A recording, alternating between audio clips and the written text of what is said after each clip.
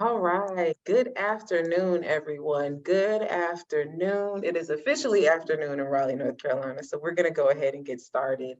Hello and welcome to our courageous conversation on cultural identity and inclusion. I'm Dr. Tori Staten, and I am the Vice President of Diversity, Equity, and Inclusivity for the Raleigh Chamber. This conversation is very important because we know in Wake County, we are growing more culturally diverse every single day. That's due to the amazing businesses that we have here, some of the universities and the higher education institutions that we have here, and the historical context and references that we have here. And businesses across the country are working diligently to make their spaces more culturally diverse and to acknowledge that cultural identity that comes with that diversity. But there's always more things we can do. So today we're really excited to learn how we can foster these environments and these inclusive environments that help to raise awareness, educate employees, and again, implement policies to make our workspaces better and healthier for all of us.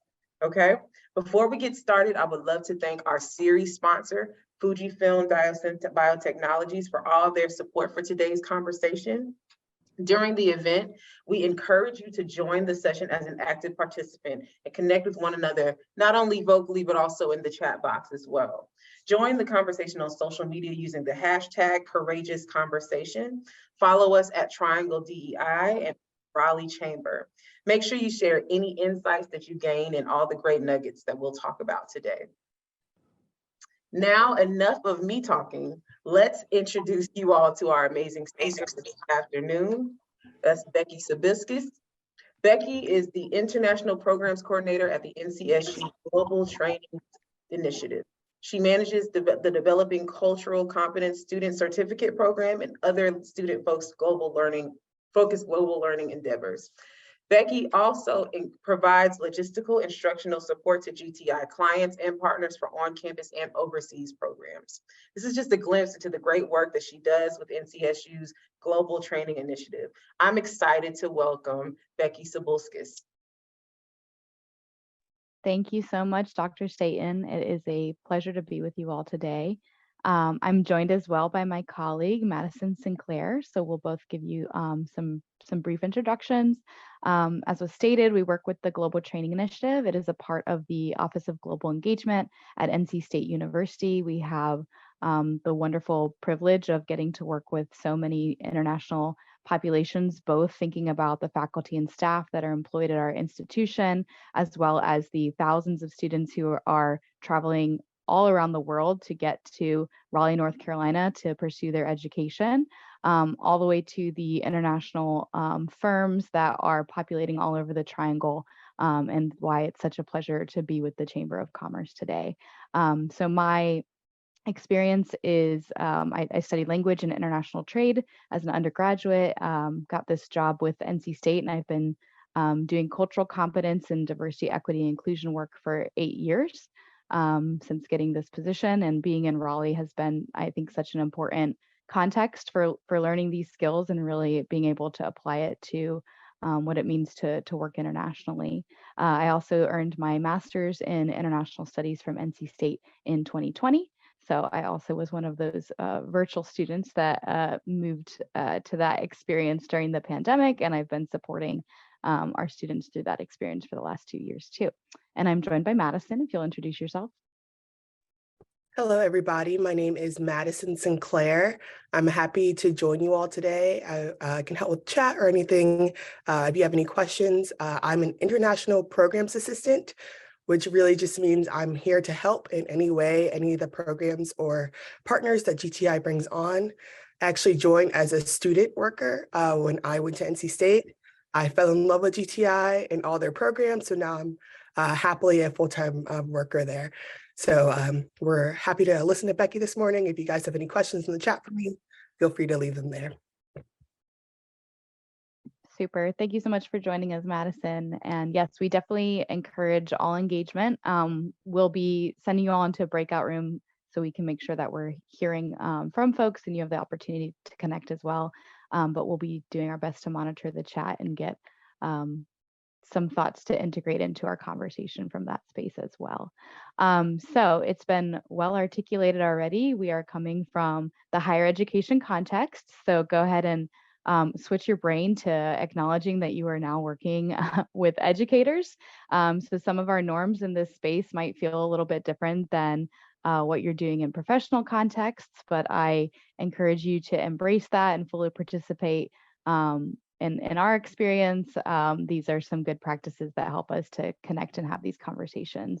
So I am sharing my screen now. This is our general expectations when we're working with student groups, and we'll hope that professionals that have opted into a lunch and learn around identity and inclusion would be willing to join us in sharing your video, and also changing your Zoom screen name as well, if this are things that you're able to do. We recognize some folks might be multitasking, totally fine. This is the reality of the world we live in. Maybe also enjoying your lunch, that's fine. If you want to turn on and off the camera between bites, that's a respectful thing as well. We totally understand. But if you could change your Zoom screen name, that's going to be really helpful for us to see who's in the room and try to think about how to make our presentation relevant for your context. So if you've never changed your Zoom screen name before, this can be done in the participants tab, opening up the list of all the participants who are in the Zoom room, and then hovering over your own name. From there, you can click on more and to rename. And we will just ask you to share a preferred or called name, however we should address you, followed by your preferred pronouns so that we know that we are referring to people as they prefer in this space. And then also your organization. Where are you joining us from? Perhaps you wear multiple hats. It's fine to list multiple organizations there as well, but you can see Madison and I, for example, have listed NC State as our organization. So if you're able, thank you. I see we've got some folks from Raleigh Chamber, of course, Cisco, Plexus, United Way of the Triangle, welcome. MERS Therapeutics, fantastic. Social for the Raleigh Chamber, so we're seeing even the role there in the organization. Green Resources, RTI, super. Okay, great to see who's in the room. We do address this as one of our personal, our important cultural identities. Is not just the social identities that we hold, but also the positions and roles and influences that we have in organizations and spaces become really important for this conversation as well. So thank you all for that. And if you didn't find it in the participants tab, you can also find it in the gallery view just by hovering over your own video image there. And in the upper right-hand corner, there's an option there for renaming as well. So we'll encourage folks to do that if it's possible for you today. All righty. So a little bit about me, of course, I did already introduce myself, but just some of the context that brings me into the conversation today. I do coordinate programs for the Global Training Initiative. As I said, I get to work with lots of different international populations, but also businesses here in the Triangle area. One of our primary responsibilities is developing students for success in the professional context, so professional development. And that's a role that I take very seriously, and I really enjoy, and what brought me into higher education in the first place. I'm also the chair for our division Diversity, Equity, and Inclusion Council. So I am doing some of the same work as Tori, Dr. Staten, and coordinating speakers, identifying which topics are really important for our community, recognizing always that I'm not the expert in any of these topics, just a person that has passion and experience. So wanting to invite you all to share your expertise that you have as we talk about different identities today. And I'm also a mentor and advisor to students from various cultural backgrounds, which is always challenging my leadership and my approach, and definitely helps to inform the way that I help them to navigate the world. I think when we're talking about identity and inclusion, very often for our international students who are coming to the US, there's a lot of focus on, okay, what can you change about your own context or expectations in order to fit into the US higher education norms. But what we really want to switch in the dialogue here is thinking about what is it about American culture that can be exclusionary to folks who are coming from other spaces? What are ways that we can, critically analyze some of these practices and think about how to make them more inclusive, so that we're not always asking our, international partners or clients or employees to change things to fit into that context, but to contribute to it in a meaningful way, so we're all learning and growing together. Again, we work for the Global Training Initiative. It is a part of the Office of Global Engagement at NC State. We do cross-cultural training, both for our student population. So Madison and I are both facilitators of the Cultural Competence Student Certificate for NC State students and students from our partner institutions all over the world. But we're also certified in global skills training. So this is a really fun and unique aspect that our university has that not a lot of others do in the realm of international education and student support, is really starting to look at some of the research and frameworks for talking about how to be more effective intercultural leaders. So we're hoping to bring you some of that expertise today. I also share this because we're always looking for partners and clients that have innovative things going on in your own spaces that you could share with us, or vice versa. We are part of the community, and we hope that we can stay connected in this way. So I'm going to start us off today with, these are actually the learning community expectations that we set for students when we're having conversations around cultural competence and how to facilitate exchange within a virtual space like this one. So just some ground rules to be thinking about and maybe challenging yourself to adhere to as you're in this space. So take space, make space. This is really about making sure that you are both an active participant, but also somebody who is giving space to others to put on that hat and fully participate in whatever way feels authentic to them. A lot of times, those of us who are raised in the US American kind of normative education system, we're rewarded for having a loud voice, having a voice that contributes often, sharing our ideas. And that's not something that we see as a global norm in all education, or even all professional or industrial contexts. Is having group meetings isn't always about making sure that a leader is loud, but making sure that a space is facilitated for everyone to contribute in a way that makes sense for them. So if you're a person who shares a lot, we encourage you to take a step back and maybe hear from those from who you don't typically hear. And vice versa. If you're somebody who doesn't usually take up a lot of space, it's a really good cultural challenge to try to step into that as well. So I share these rules for you, not just for our conversation today, but I hope that all of these are things that you can take back into your own professional context for leading meetings and other conversations around these topics. Asking questions becomes really important in cultural exchange. Not necessarily just asking questions about, why something is done, but maybe asking how things are done, really giving space for people to speak to their cultural practices and not necessarily those identities. So really explaining what the process is. And sometimes you can uncover a little bit more about the why or how those practices are developed from that, but really focusing on the how can we learn more from each other. And of course, sharing of oneself is also very important. Expressing some level of vulnerability is often important when we're having conversations around equity, inclusion, and diversity. So encouraging folks, if you are having an aha moment, don't keep it to yourself. It's something from which others typically can benefit. And sharing from your own cultural perspective is always enlightening for the rest of us here. And avoiding judgments is a really difficult thing, I think, sometimes. We're really built into our own cultural context. We have expectations about the ways that things should work. And when they don't go the way that we expect, that's when judgments come into play, biases come into play. And that's the reason why we're really excited to bring our cultural competence training into the idea of equity inclusion and starting to think about, okay, so those judgments do exist, we have them. How do we adjust our practices, our protocols, our approaches with one another to make sure that those judgments are then not informing how folks are brought into our spaces.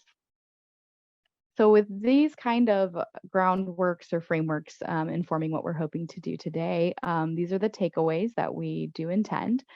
We would love for folks to develop a new awareness and attitudes towards differences around cultural preferences. Cultural preferences is the word that we intentionally use while we're talking about cultural difference, because cultural practices and ways of doing things aren't set in stone. They're dynamic, they're changing all the time. And we are acculturated to prefer one way of communicating over another, or prefer one way of educating over another. But that doesn't mean that they're stagnant and they can't be changed. So these preferences are things that we want to, critically consider for ourselves. Where did these come from? Which expectations do I have? And how can I have attitudes towards different ways of being and doing. We want to identify how cultural norms influence some identity-based bias. So again, talking about cultural norms, these are normative behaviors or generalizations about how people might behave from one identity to another, but really starting to think about how those norms and expectations that we set in our communities can then also lead to othering for folks who have different cultural preferences or norms or expectations, and how those play out in and bias and exclusion, and in severe cases, even violence. Begin to identify strategies for bridging cultural gaps with our clients and our team members. So I've asked folks, of course, to include their organization as part of their name. So those who are new in the room, if you can take a moment to rename yourself. The renaming function can happen both in the gallery view of Zoom by clicking over your own image, clicking on the More box, and then rename. Madison, if you could type this instruction in the chat too, that will be helpful. You can do so also in the Participants tab. Gallery view or Participants tab, find yourself and rename. We'd like for you to include a preferred or called name, your preferred gender pronouns, as well as the organization that you're representing today. So we want to keep those organizations, those roles, those leadership spaces that we occupy at the front of the conversation today too, to be thinking about how to take today's maybe theoretical conversations and make them practical for really improving business and commerce here in the Raleigh area.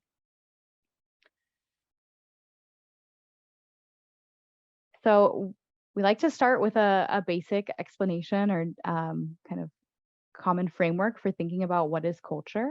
We use the culture that was developed by Berlitz. You all may remember Berlitz as the company that put together travel books for folks who, through the 70s, 80s, 90s were planning to travel or work abroad. The Berlitz would do some, research about, let's say, a country. Maybe you'd pick up the Berlitz Cultural Handbook for Spain, and it would give you tips and tricks about, okay, what are some things you can expect with the cuisine, with the transportation? What are some key phrases that you might want to be able to say when you're navigating this cultural context? What can you expect around the timing? Are folks in this culture going to have some judgments or challenges if you're showing up 30 minutes after the kind of agreed upon meeting time, or is that something that's really expected or reinforced in this culture? And so Berlitz, when they were doing all this cultural research around the globe to, in many cases, inform Western clients how to navigate into spaces that were new for them, they did develop a lot of cultural knowledge, and they've put together this new tool for educating and learning about cultures. So that's what we use at the Global Training Initiative. We think it's a very strong tool. The language that they use is really inclusive and allows a lot of flexibility and experience. So we'll be sharing that with you throughout today's workshop as well. So the definition that they use for culture is that it's a complex pattern of ideas, emotions, and observable manifestations that tend to be expected, reinforced, and rewarded by and within a particular group. So there's a couple pieces to the definition that we'll be thinking about as we start to think about inclusion and how some cultures can have practices which are exclusive of other practices or preferences. But let's just focus quickly on like what is culture and how does it come to be. These italicized words, expected, reinforced, and rewarded, are the ways that we can think about even the cultural practices and preferences that we have ourselves have been acculturated to us by the environments that we've occupied. I think a really, we talk about you learn culture from your family, you maybe learn it from your religious or worship organization, you learn it in the schools.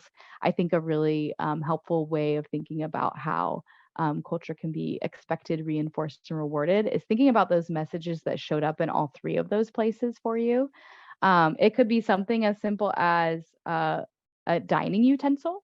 So I use a fork and knife to eat my food typically, and that's something that showed up in my household, that showed up in my school, and that showed up in my community organizations as well. So that is a cultural expectation that becomes expected when I'm sitting down for mealtime at the YMCA for camp. And it's something that was in my home or when I was visiting homes around me as well. So, something as simple as a tool that you're using every day, it's actually not the same across the globe, right? But if you can think about your own context, was it the case for you that it was the same tool in some of those different spaces? And it helps to just explain why it can be so jarring and why you have some emotional reactions sometimes when those cultural expectations aren't showing up for you, perhaps if you're traveling. And we use the example here of food too, you can see from the illustrations. So we are talking about a generalization of cultures that beef is generally not consumed much in India. It is a fact. There are stats that show that there's a lot less beef that's being there's still cows living all over the country, but a lot less beef being consumed for nutrition. And we see that as something that's expected, reinforced, and rewarded within different contexts within the society. So we have both kind of a historical or religious development of that practice that then plays out in just everyday interactions within the community, and even to the point of marketing where we won't find beef products at McDonald's, which, that's pretty much all they serve here in the US. You won't find their beef products in many markets in India. So just some ways to think about how this cultural knowledge can be practical as we're thinking about how we each carry our own cultures and how those may have been reinforced in spaces that we've occupied. And I think another part, we are professionals here, we are leaders within our community, is also thinking about the cultural practices that we are reinforcing within our organization. So that's what we really want to focus on here today is, things which seem expected or normal or nonsense or, very just clear, like, why wouldn't you do it this way? Well, maybe you wouldn't do it this way because that's not how it was done in your school growing up, your community groups, and starting to investigate those for ourselves, I think is a really important aspect of today's workshop. The other part of the framework that we use from Berlitz is this cycle for developing cultural competence.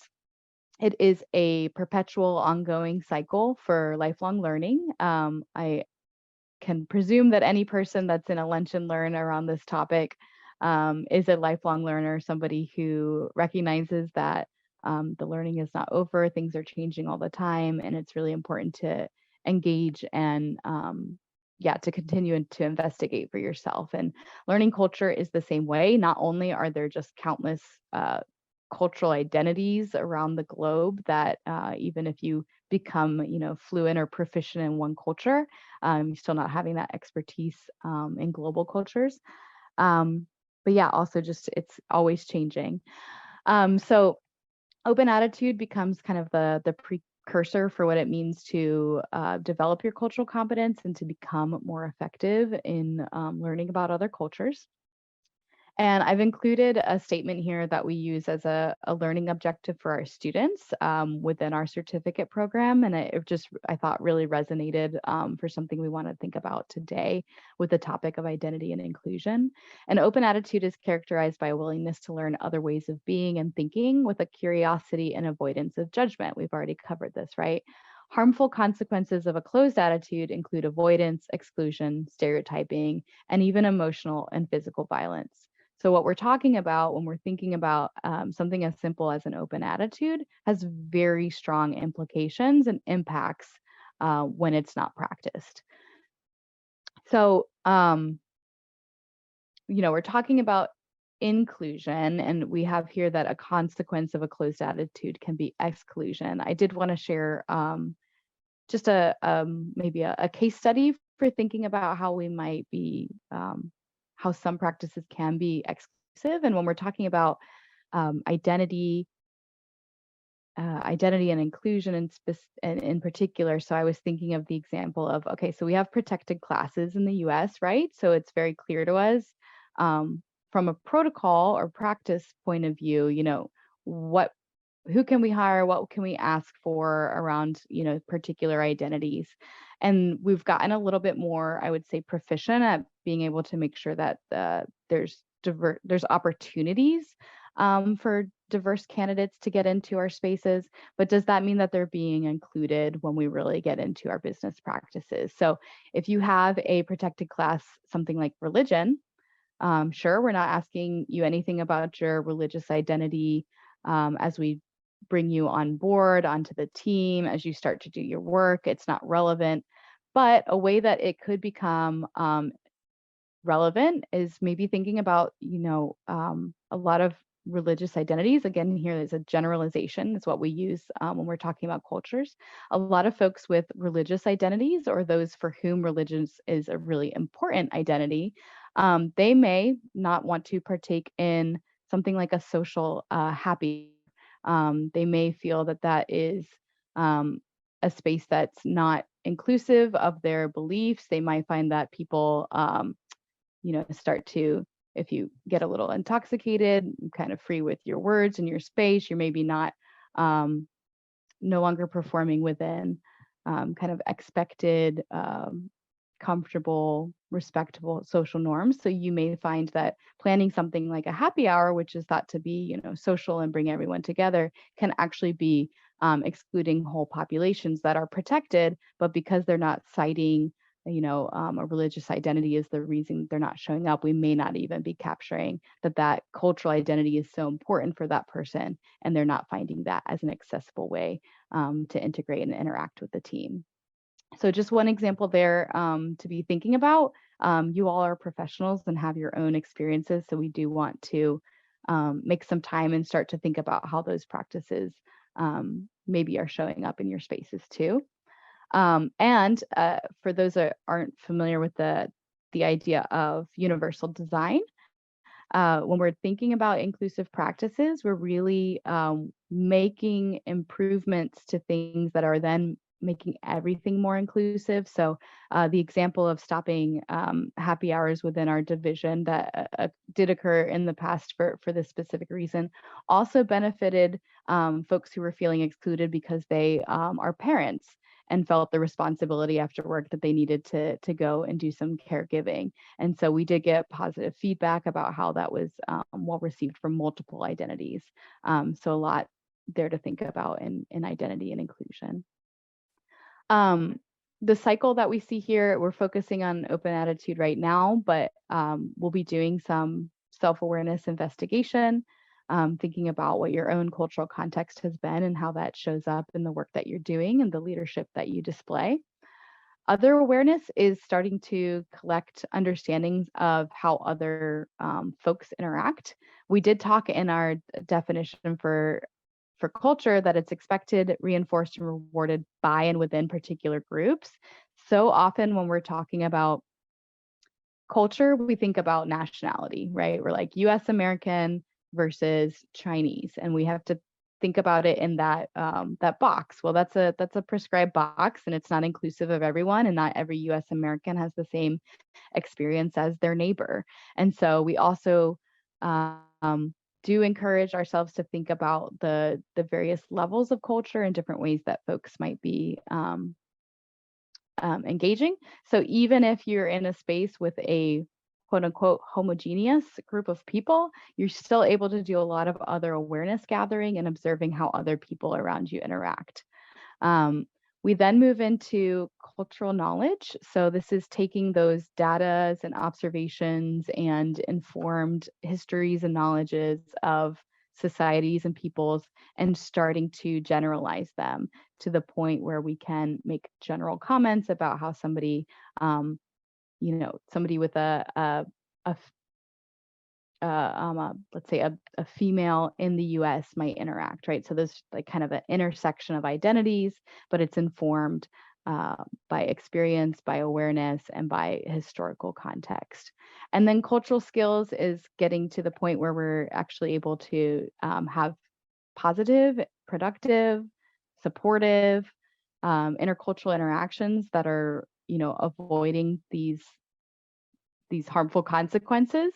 So really the cultural skills is the ways that we want to practice more inclusion in the future. So this is the cycle.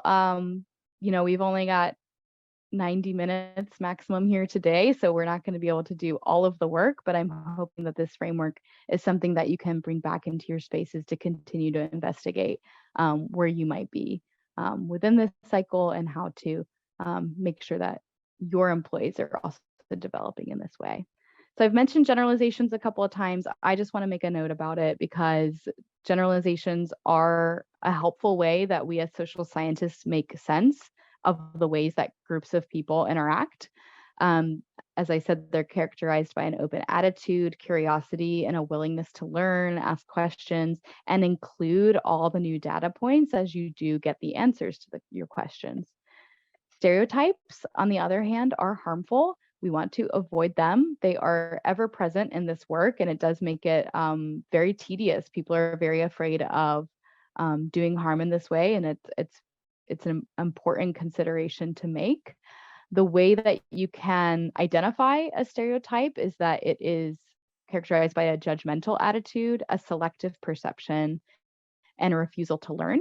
And from the social science perspective of this, you can think of it as data points, which are outliers that are outside of the normative curve, might be rejected as not being true, as not fitting the generalization, as not wanting to be included in the information.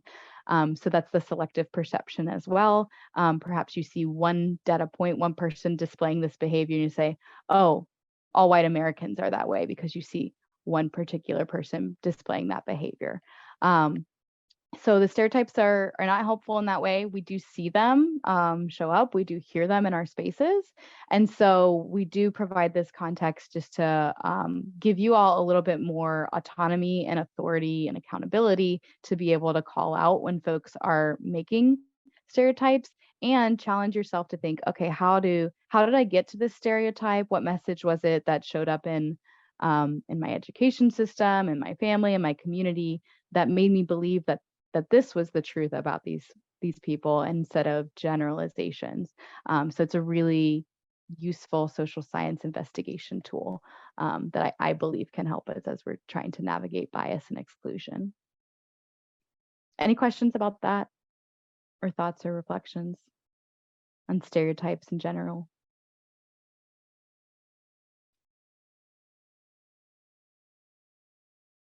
All righty. So next I have another framework. This is the culture tree. It was developed by Zaretta Hammond and Yvette Jackson, and it is a way of thinking about culturally responsive teaching. And I find it just really relevant to the frameworks that Madison and I work with in the Global Training Initiative, but a really helpful way to expand that into the field of diversity, equity, and inclusion as well.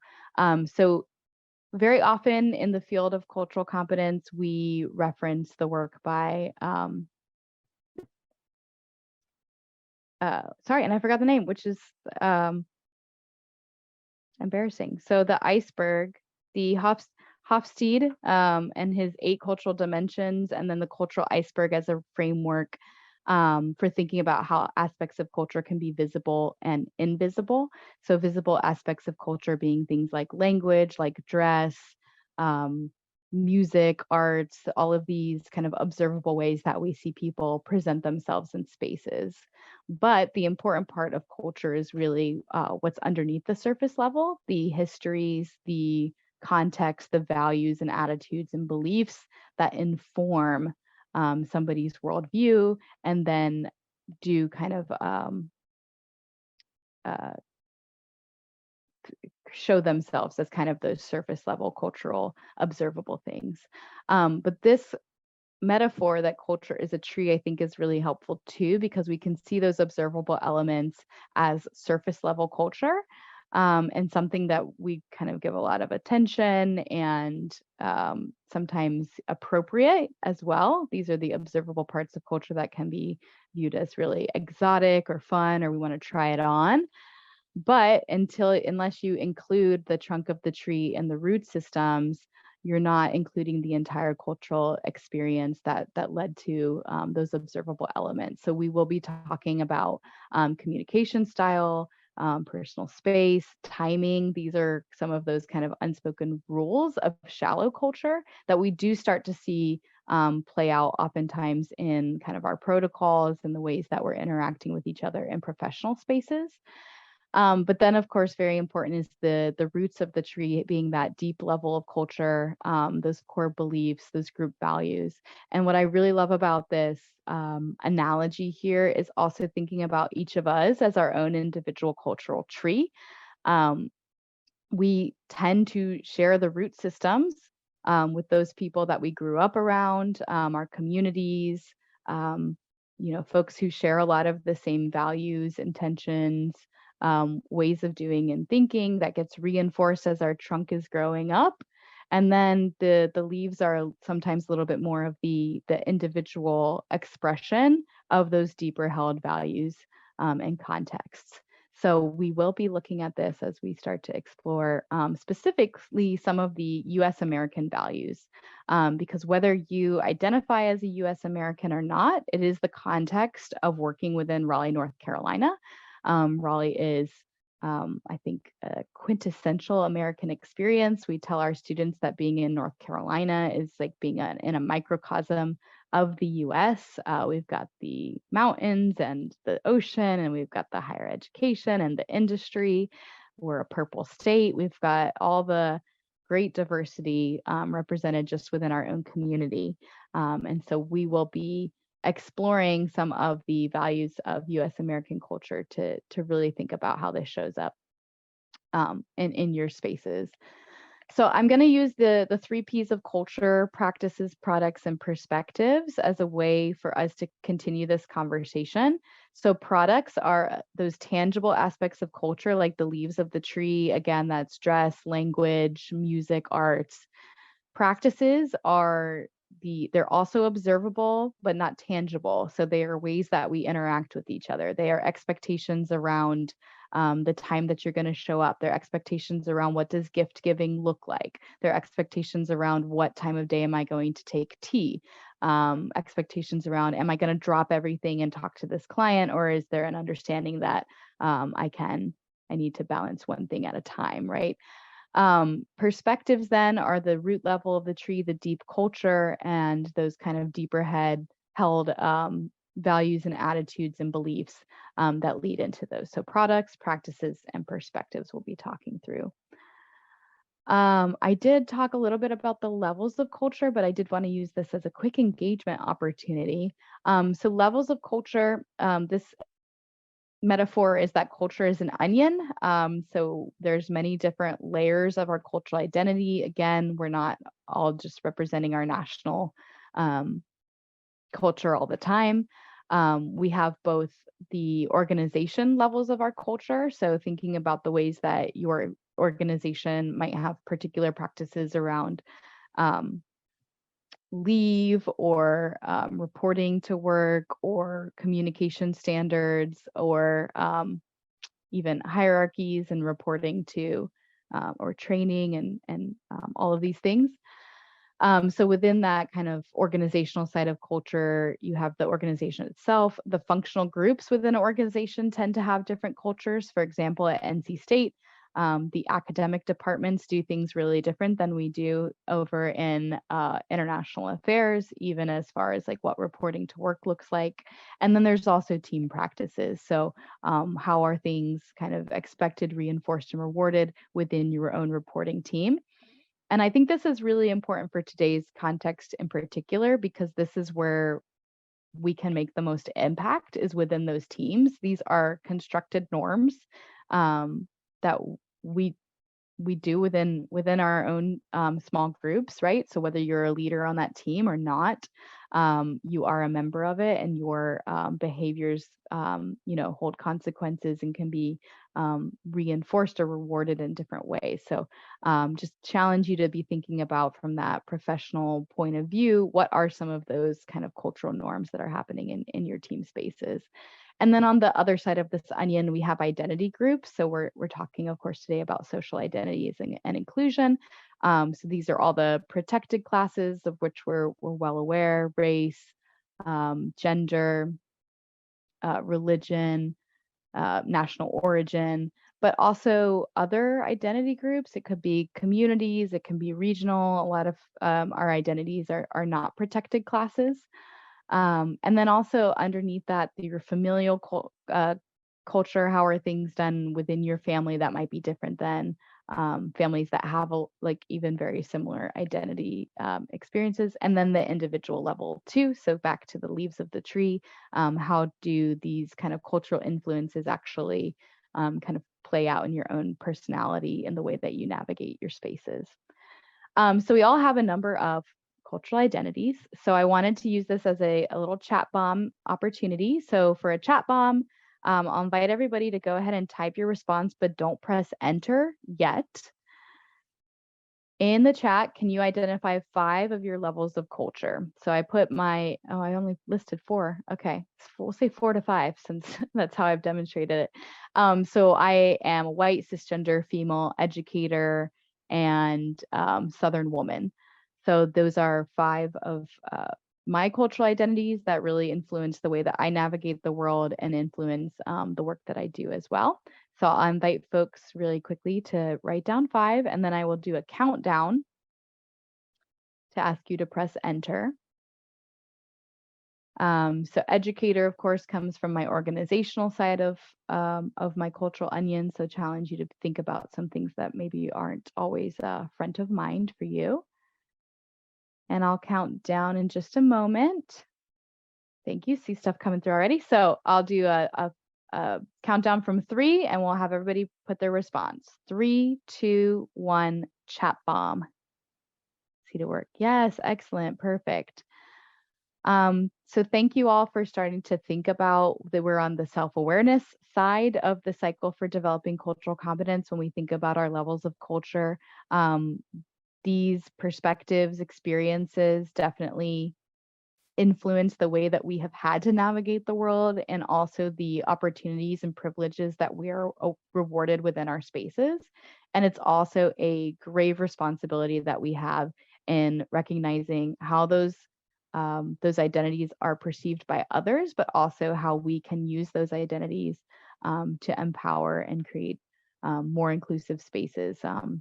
Think about how these identities help to inform the work that we're doing and the cultures that we're building in our organizations. Okay, so thank you everyone for that. This is a reading that I just find so fundamental in thinking about, we've all just dropped a chat bomb of some identities that we have, and recognizing that these are also all socially constructed. Even the language that we use around our identities have been built to have privilege, or to have expectations, or challenges, even just in having that identity.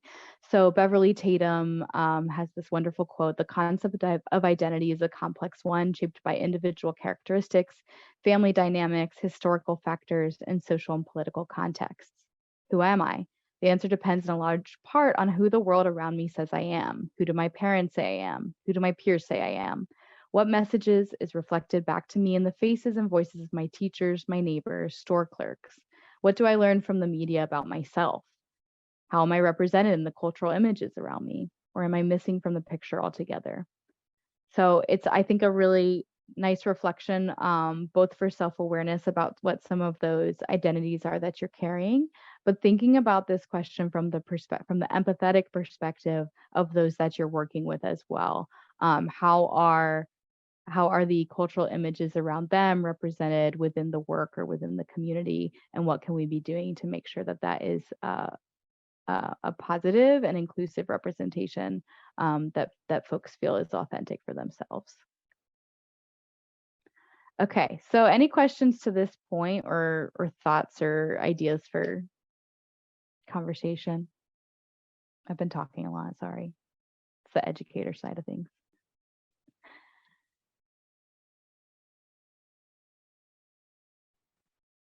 Okay, good. Oh, did I hear something? Yes, hi, it's Jessica Poor with MERS Therapeutics. In looking at the chat bomb, I thought it was a really interesting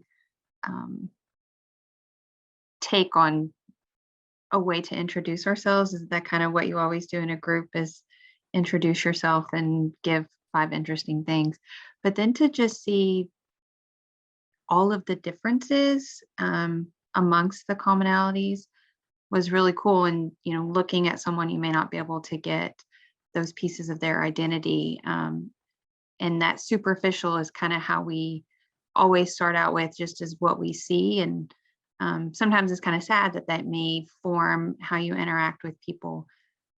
But one of the nice things about virtually meeting is you can dive a little deeper without having to have maybe some of the awkwardness of, hi, how are you? I'm so-and-so. Mm-hmm. Yeah, thank you for that, Jessica. And I'm looking at your chat bomb too as well. I think that, you know, that family role that you included there as a grandmother is something that is so central to our everyday and our actual like human person that gets so excluded from the conversation in you know, work or professional context too.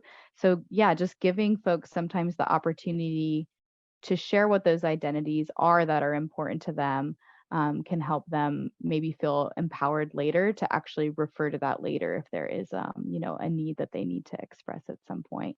And I didn't even ask you all necessarily for important identities, but even without including that keyword, that tends to be what comes up for folks. Good reflection. Thank you. Yeah, I'd just like to say, I agree. And I think I really liked how you said to kind of think about organizational identity as well, because when I started, I was writing it out. I was like kind of the standard, okay, well, I'm female, I'm white, I'm cisgender, male body, blah, blah, blah. And then I was like, but there are other identities that affect how I see the world. So I actually chose artist as one of them, because that really does affect how I move through the world. And it got me thinking about identity in just so much deeper level and much broader level beyond just what we kind of focus on a lot in DEI work. You know, ethnicity and religion, which are all obviously very important, but looking at the broader context of how people can experience the world beyond those. I thought that was really interesting. So thank you for pointing that out, because that definitely got me thinking a lot bigger about identity. Thank you, Katie. And in line with my guidelines for exchange, I did say to ask questions, and I would love to hear more about what gray sexual is as an identity for you. Just as gender is a spectrum, sexuality is a spectrum. So there's allosexual on one end, which is people who experience, I hate the word normal, but like, you know, normal quote unquote levels of sexual attraction. Then there's asexual on the other end, which is people who don't experience sexual attraction. Gray sexual is somewhere in the gray area in between. So it's got a different definition for different people. For me, it's experiencing minimal levels of sexual attraction or only in very specific contexts. But I always found it a very important identity, because I thought I was broken for a really long time because I didn't experience sexuality in the same way that, you know, everyone on TV did, and, you know, and so learning about the spectrum of sexual attraction has been very important to me, and something that we don't really talk about. We've talked a lot about spectrum of gender recently in society, but we don't get into some of the other spectrums. So I could talk for ages about this. But well, no. Yeah. Thank you for sharing that and for your vulnerability to speak up, because that's not what you shared to speak up to. So I appreciate your participation there. And also, I mean, I really appreciate what you said there about just like what is normalized, especially in media and TV. I mean, I didn't, mention that as, what's expected, reinforced, and rewarded as far as cultural norms. We get so much of it from media and now from social media. And it does look different context to context, country to country. So being able to, as folks are exploring and being able to find more community in spaces that weren't normalized in the past, something like a gray sexual identity, this gives us, the language to talk about it, but also the space to allow people to be their full selves. So I think that's a really important part of that. Thank you.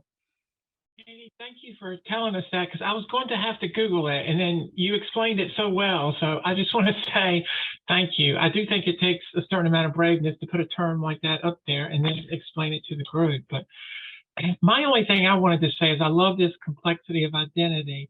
And to me, the one that stands out the most is, who do my parents say I am? Because that has such a powerful effect on all of us. I mean, it starts in the womb many times when a parent is filling themselves with expectations about how this child is going to be. And yes, the media is important as we get older, but I think, and I don't want to say this in a negative way, but parents can really do a number on us and what's expected and what we're supposed to be. And as you get older, you determine, well, no, that they weren't right about that. So.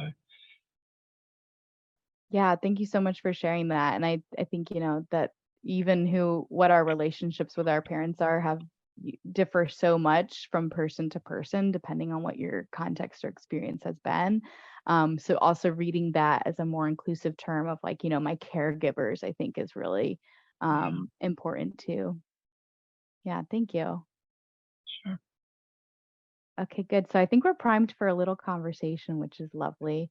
And maybe, yes, we'll be sending you into breakout rooms, and I will ask you all, because you shared your cultural identities here in the chat, as you go into the breakout room, if somebody is unfamiliar for you, go and check out what those identities were that they shared.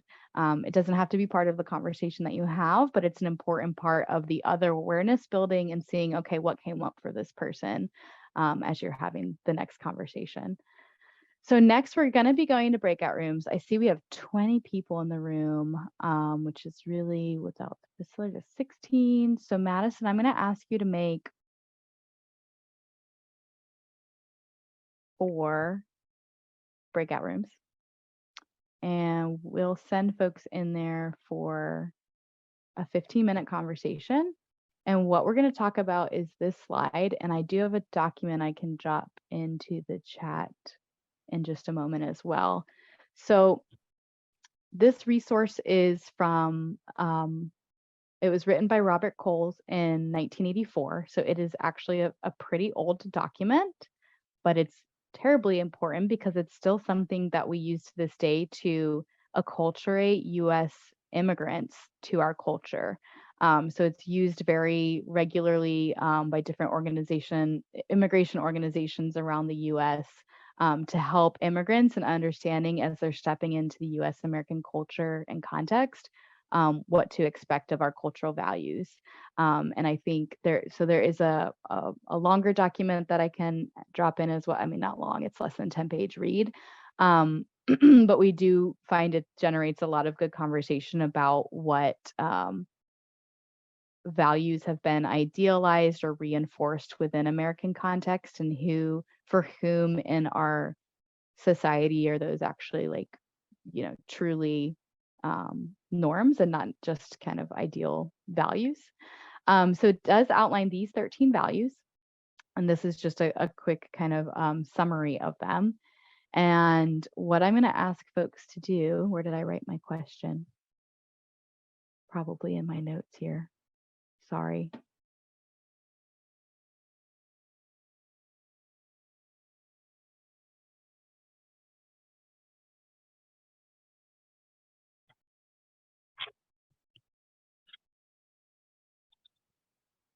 So we're going to ask folks in their groups to discuss some of the US American values. Each group will have 3 values to discuss.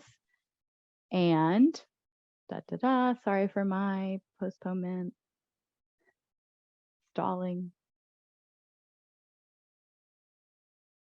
Okay, so there's going to be 2 questions. I'll start by posting them. So, in what ways do these cultural values show up in your business practices? And how might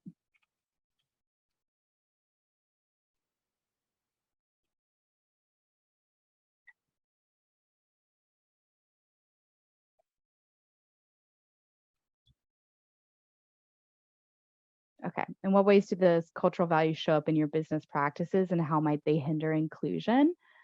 So I'm going to use the example, the first one that's provided here is the personal control over the environment. So thinking about ways that this might show up in business practices, I was thinking about like really inflexible deadlines. In the US, we have really the expectation that like, oh, I communicated this deadline, that's when it's got to be done, even if that's not, always the case, if there's not necessarily some reason behind it. Or because it's the most efficient manner, or because we believe we can control it, so let's just do it. And then how might that hinder inclusion as well is not allowing space for total innovation or for folks who might need more flexible ways of approaching a problem or more time, whether it's, family expectations or other priorities, or just even hierarchies needing to get more buy-in from more people really might make it so that really harsh deadlines are tough to follow. So that was kind of just a brain experiment I had while trying to think about like personal control over the environment, how might that show up in some of the works that we do. So we're going to challenge you. You can pick any. So the room 1 is going to have values 2, 3, and 4. Room 2 will have 5, 6, and 7. Room 3 will have 8, 9, and 10. Room 4 will have 11, 12, and 13. You can pick any of the values that you all want to discuss, but we'll just challenge you to think about how does this maybe show up in some of your business practices, and think about how that might hinder inclusion. Does that make sense? Yeah. Becky, can I ask a question? Okay, so how was this used again? This was used in the 80s for people coming into the workforce from other cultures?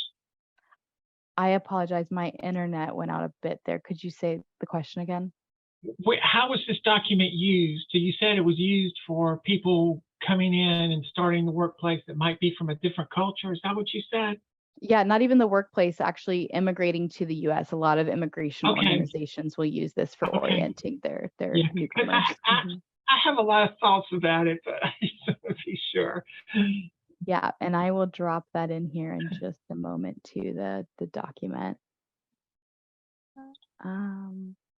So Madison, are we good to go to breakout rooms? Oh, we're down to a lot less people, but that's okay. Yeah.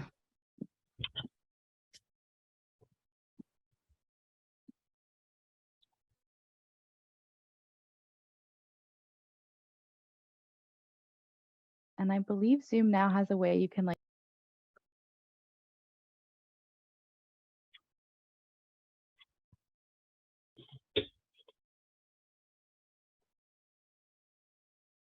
Welcome back. We've got one more room finishing up their conversation. We'll just ask for a representative from each room to maybe share kind of a takeaway from your conversation before we conclude today. Kiana, either way, whatever you want to do, I'm open to. You can be the spokesperson. Okay. Yeah, I'm also a little bit passionate at times about some of these. Yeah, go for it then. Welcome back, everyone. We're just going to invite a reflection from each room. So is it Deanna? Deanna's going to go first for us. I believe we had 6, 7, and 8 were our ones. I had sent a message just to be sure, but those were ours. First of all, my first thought was, wow, I hear a lot of these in talking points with certain political parties, which I will not name here. But I just thought some of these precepts were really interesting. Let's just start with the first one, self-help. Americans take pride in their own accomplishments. Result, Americans give respect for self-achievements, not achievements based on rights of birth. Wow, that is completely not true.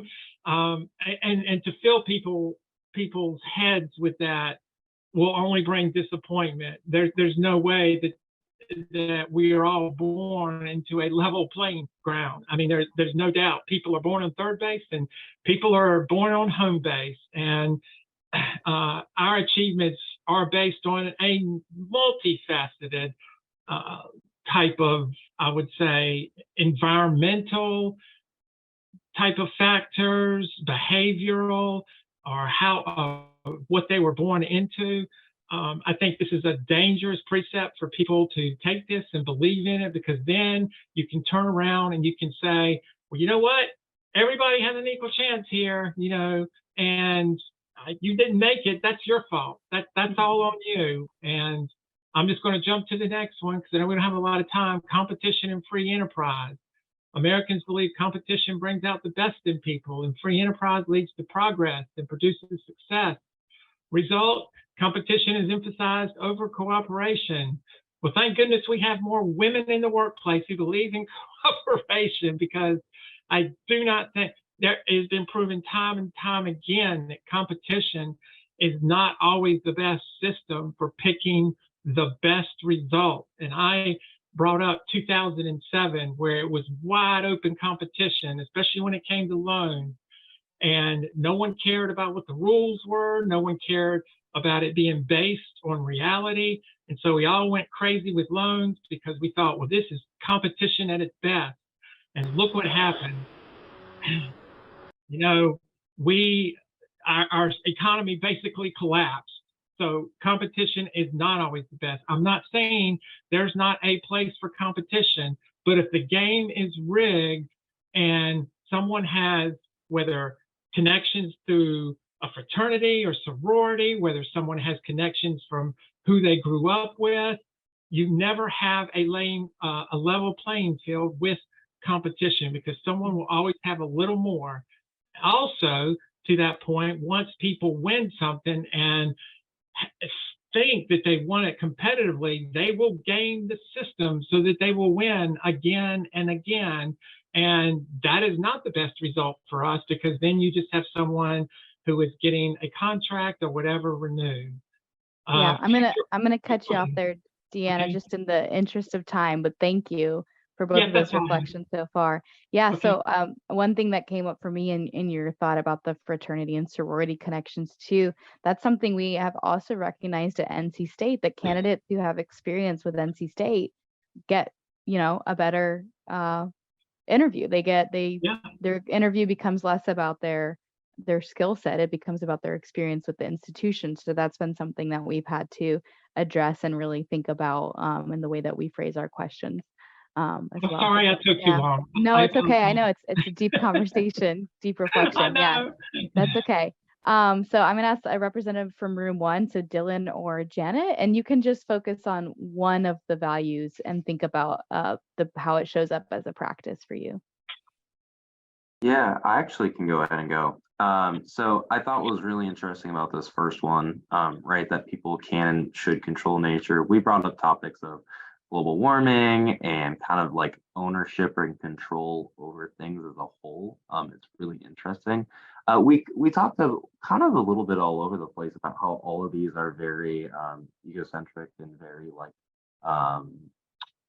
goal centric of like the 80s, how like it's like here's a pedestal American, this is what you should be, rather than what people are, and not bringing in all those other perspectives. For example, like this first one, right? So maybe that's fine if you're a farmer in the Midwest, and you can control your nature, you're farming your land. But if you're someone in the UK or come from the UK where you live in an area where there's a lot of historical significance in the structure of the building around you, you just don't go and demolish that. So it's really interesting to understand like people, how they control not just their environment, but kind of this level of control over everything. Yeah, thank you so much for that reflection. And I really appreciate the land reflection there too. I mean, we did see that with the development of this country and the stealing of lands away from Native peoples and the total abolition of anything that meant anything to their culture or structures. And so now we just have privatized lands that are just become more and more values and things become, acquired. But it was that idea that we have control and responsibility over this environment. So the cultures or the artifacts or the people were totally disregarded. So yeah, it's built into everything we do because everything's about property rights at this point. So yeah, good reflection there. And someone from room 4.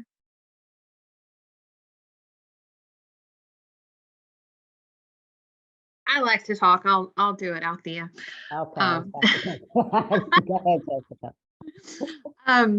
So Althea and I both got a little bit of a laugh at number 13, materialism, acquisitiveness, working in America, that where it is kind of true. And I don't necessarily think that it's changed. And you can mostly see it in the workforce.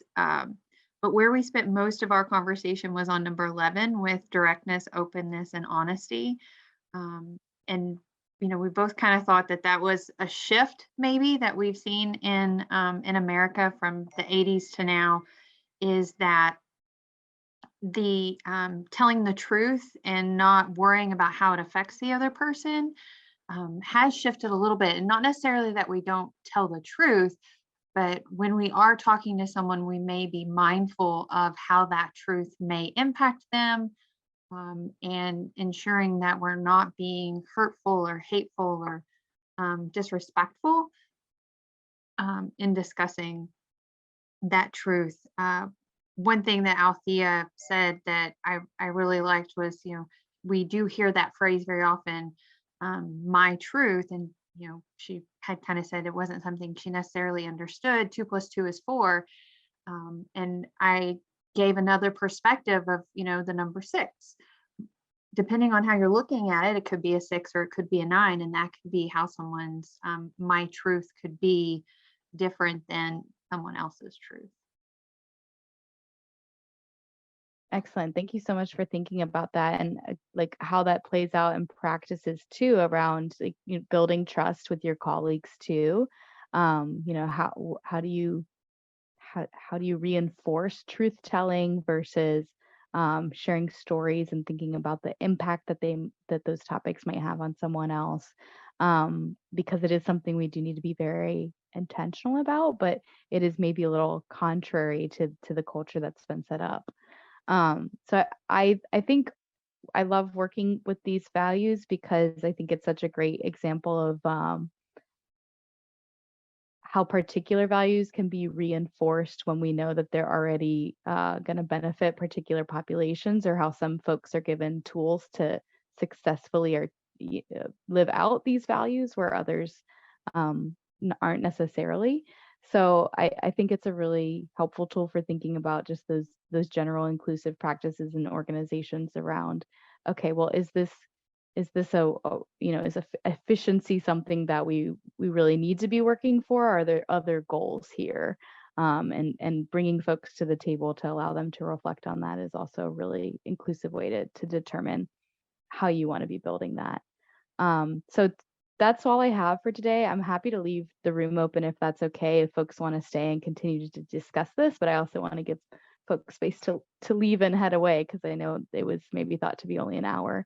Thank you all for your participation, and I think there's a lot more to uncover and talk about, and I hope that Dr. Staten and I will stay in touch to think about maybe next steps for this conversation. Absolutely. Becky, thank you so much, everyone. Let's thank Becky for giving us an amazing introduction, giving us great language. I hope you all learned some ideas about the levels of culture and hearing understandings through our engagement and our wonderful conversations about how we navigate different spaces. Hopefully you all will think of some ideas and some ways that we can bring this conversation about values and discussions back to our workplaces. So again, Becky, thank you so much. Madison, thank you as well for monitoring the chat and making sure we were great technologically. A big thank you to our series sponsor, Fujifilm Diosynth Biotechnologies. Thank you to the Triangle DEI Alliance members, our pioneer members, City of Raleigh and Wake County, our Trailblazer members, that's BASF, Coastal Credit Union, District Credit C, Credit Suisse, excuse me, District C, the Diversity Movement, DPR Construction, Green Resources, LexisNexis, Legal and Professional, Pinnacle Financial Partners, Red Hat, RTI International, S&P Global, and Wolfspeed Inc. Thank you all to our leader and ally investors as well, which you will see listed there. And lastly, thank you to everyone who enjoyed and joined the important, courageous conversation today. Let's keep it going on social media as well, using those hashtags that I talked about earlier. It's at engage with us at Courageous Conversation. Also, follow us at Triangle DEI and at Raleigh Chamber. We look forward to seeing you all at our next event, and we look forward to engaging with you all further beyond this Zoom link. So everybody, I hope you all have a wonderful day. Hope to see you all soon, and thank you and take care. Thank you, everyone. Have a great day. Thank you.